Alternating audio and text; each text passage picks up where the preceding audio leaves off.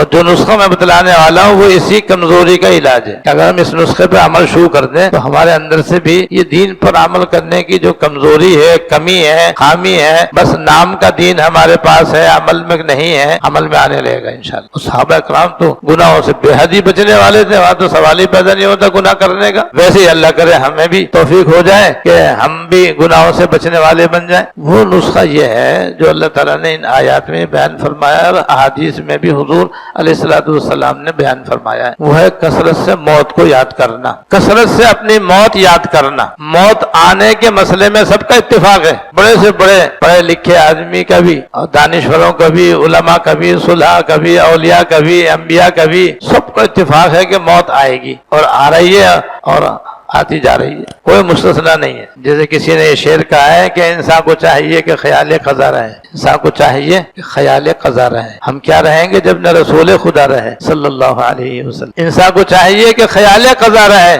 یعنی ہر آدمی کو چاہیے کہ اپنی موت یاد رکھے۔ ہم دنیا میں کیا رہیں گے جب اللہ کے رسول صلی اللہ علیہ وسلم نہ رہے، جو اس کائنات میں سب سے زیادہ اللہ تعالیٰ کو محبوب ہے اور سارے انبیاء علیہ السلام کے سردار ہیں، سب سے آخر میں آنے والے ہیں، سب سے پہلے جنت میں جانے والے۔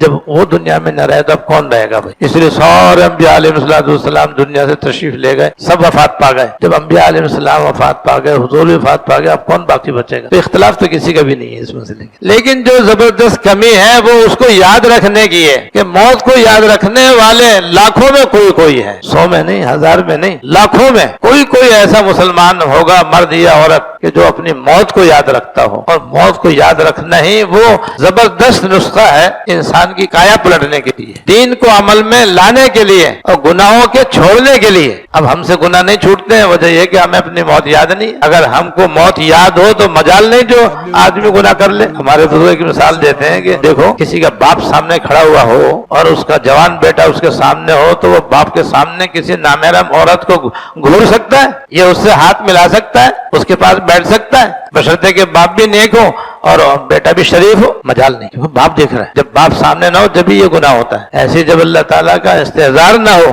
موت اپنے آنکھوں کے سامنے نہ ہو تو پھر یہ گناہ ہوتا ہے، ہو رہا ہے۔ تو گناہ اگر آدمی کو موت یاد ہو تو ہو نہیں سکتا۔ اللہ موت یاد ہو تو فجر کی نماز قضا نہیں ہو سکتی۔ پھر آدمی آفس میں ہو تب بھی نماز باجماعت پڑھے گا، فیکٹری میں ہو تو بھی نماز باجماعت پڑھے گا، بازار میں دکان کے اندر چائے بیچنے والا ہو یا خریدنے والا، اس کی نماز قضا جماعت فوت نہیں ہو سکتی، نماز قضا نہیں ہو سکتی۔ تو یہ ہے وہ زبردست نسخہ۔ اس لیے حکم دیا گیا ہے کہ اپنی موت کو کثرت سے یاد کرو۔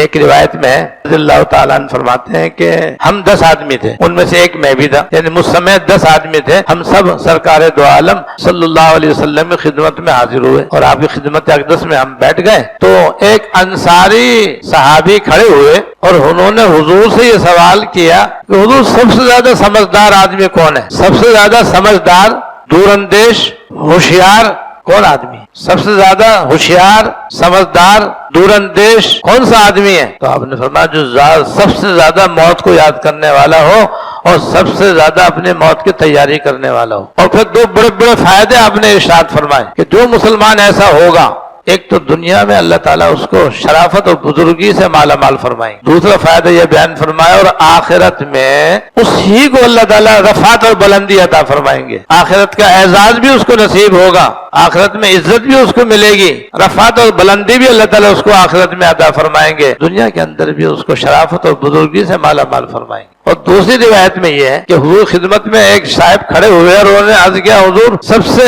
سمجھدار اور ہوشیار آدمی کون سا ہے مسلمانوں میں اور اہل ایمان میں؟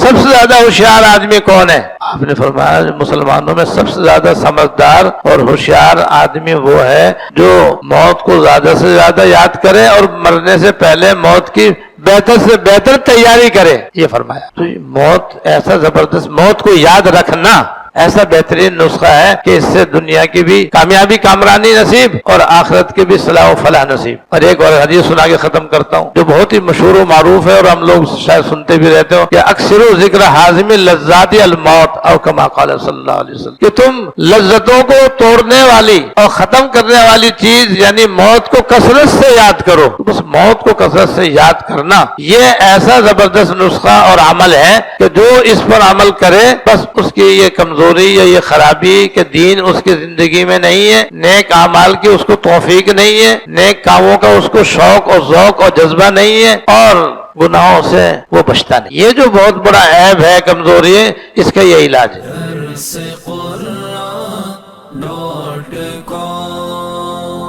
www.darsequran.com